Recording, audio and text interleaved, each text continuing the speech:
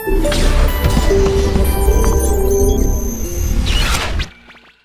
Nigeria British Chamber of Commerce today hosted its 2019 January breakfast meeting focusing on the 2019 economic outlook. In his opening remarks, President of the Council of the Chamber, Mr. Akin Olawore, shared why the Chamber was focusing on the economic outlook in its first meeting for the year. In October, actually, we had a program, also a breakfast meeting, and I think in this same hall, on the impact of technology on the future of jobs. Before the end of 2018, some of the things that were said on that day started happening to people that we know. Now the question is, if we see some of these things, do we plan ahead for them? Not just as a business, but also as individuals. Do we prepare people to be able to voluntarily disengage because their jobs will soon become threatened or become redundant, so that the economy, because if all of us are engaged, then the economy will do better. I keep hearing unemployment and underemployment. So how can we turn the underemployment into full employment? Panelists at the event, Mr. Austin Okere, Executive Vice Chairman, Computer Warehouse Group, emphasized the need for businesses to value innovation as a way of becoming profitable in 2019. We lived through 2015. For us, it was easier in 2015. Our difficult year was 2009. 2009 was when we were feeling the effect of the global meltdown, which happened in the US in 2008. We had started trying to attract capital. So we'd gotten very advanced stages of discussion with Orios Capital for $10 million. And then all the things that happened. This is the second time timing was playing a trick on me, because when I started CWG in 1992, September, little did I know that in June 1993, we'll have a total shutdown. And so 2009, I was as scared, even more scared than in 1992. So my whole growth and survival was predicated on this capital that we're going to get from Orios. And we've got everything belted down. And then, so what next? If this capital didn't come, the chance of survival was very slim. But that is my comfort for now, because, like it or not, 2019 is far gone. Many great companies, big companies, don't play this card of, oh, let me wait and see whether the currency will go down, then I'll come and make a killing. No. They are very structured in their thinking with software like artificial intelligence, putting in and pricing in the risk. What you are right about, Dr. Salami, is that uncertainty is what they cannot deal with. So, I mean, the risk of either a Buhari winning or an Atiku winning, you can price it in. Election not taking place successfully is an uncertainty. That you cannot price in. You flee. When your fear is more than your greed, you flee. When your greed is more than your fear, you brave it. So the successful election is important. What is going to happen after election is also a blip, because we've had many kinds of precedents. School teacher, no shoes on my feet, corporate man, nothing has moved. If Nigeria was a clock, we have not even touched the second hand, not to talk of the minute hand. Meanwhile, compatriots are moving the hour hand round and round. Talk about Ghana, talk about Rwanda. What we do as CWG? What did we do? Innovation is important, but there are three types of innovation. First, it has to be disruptive. Disruptive innovation, you have what we call market efficiency innovation, doing more with less. It doesn't create more jobs. It just squeezes everything tight. And then you have substituting innovation. You have iPhone 6, then you go to iPhone 7, iPhone X. It also doesn't create more jobs. It's just you drop one and buy the other. The most important innovation, according to Clayton Christensen, is market-creating innovation. Dr. Salami made a point that the telecoms have learned a trick or two. Now, whilst Coke and Pepsi will be struggling for who would drink Coke or Pepsi, which are already consumers.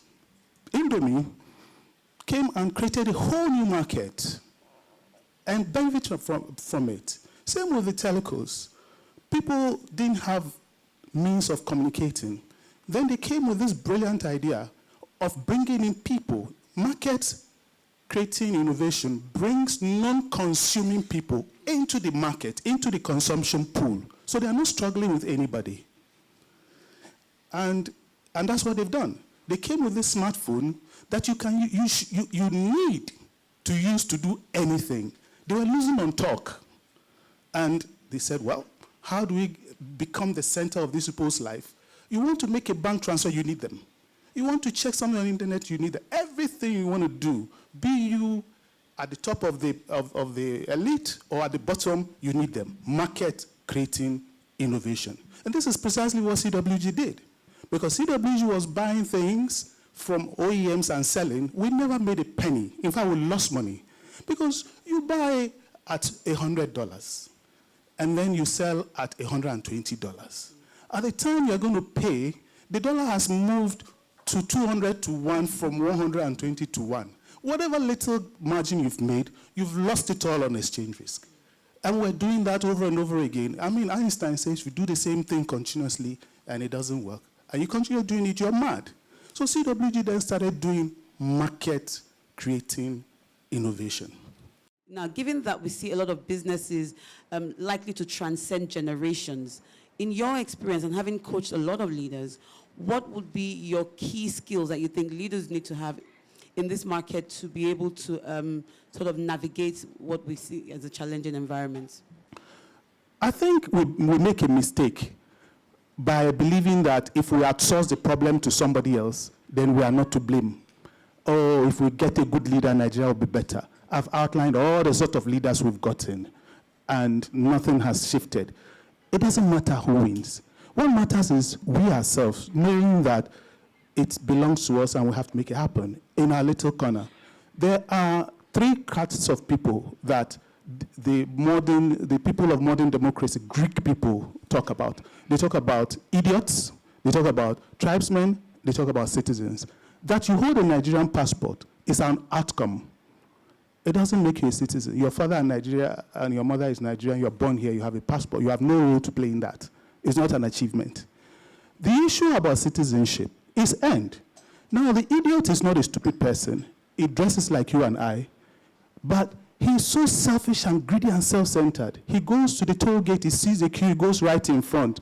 Doesn't matter whether it's a church boss, doesn't matter it's a mom car, military person, that's an idiot. He's very like most corporate women and men. I see them every day. Now, the tribesman, his God is his tribe, and not just tribe by way of ethnic or religion. It could be tribe by way of we have and they don't, we are in and they are not. You know, and those tribes people, the tribe is their God. Anybody outside that tribe, they don't want to reckon with. They don't grant them their rights. And they get their legitimacy by engineering war. If you engineer war between Christians and Muslims, as a tribesman, you are getting legitimacy. Or engineer ethnic strife, then you get legitimacy. And they throw us that bone. Oh, a Muslim ticket, Christian, listen. If the guy's going to do well, what's your problem? But then we bite that tribe bait. The one that is greatest is citizenship. The citizen wants to ascribe to do great things, but he knows that everybody has a right, including his most bitter enemy. So you don't catch a chief justice and throw him in jail, but you let him go through the process. And then if the process is for everybody is happy, and the time it will take.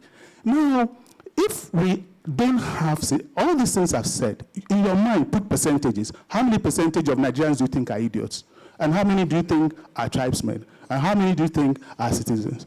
In any country where the number of tribesmen and idiots overwhelmingly outnumber the number of citizens, you can't make progress. It doesn't matter the president that you put there.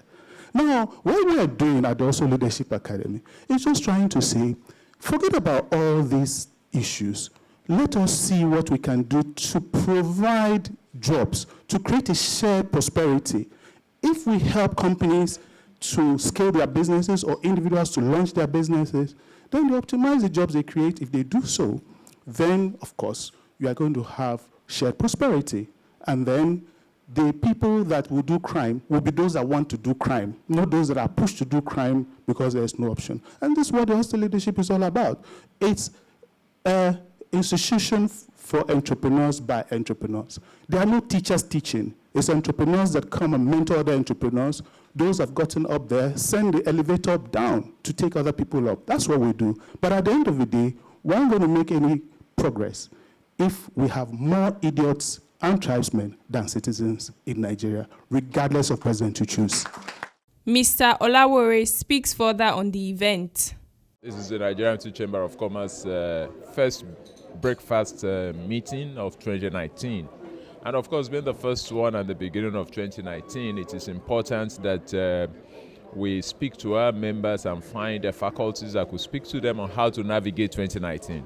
The challenges ahead, the headwinds ahead, and what we need to do to be able to survive the year. And that is what has brought about this topic and what we're talking about now. Usually for every breakfast meeting, what we do is to find topical issues that will be beneficial to our members. The next one that is coming up in February is going to be talking about the impact of Brexit. This is also something that is topical that will also be beneficial. So we want to be sure that the prosperity of our members for 2019 and beyond is assured by what we do. Thank you. As 2019 enters the second month, which will be a defining one for Nigeria, courtesy the general elections, businesses will have to give top priority to innovation to achieve sustainability in their operations.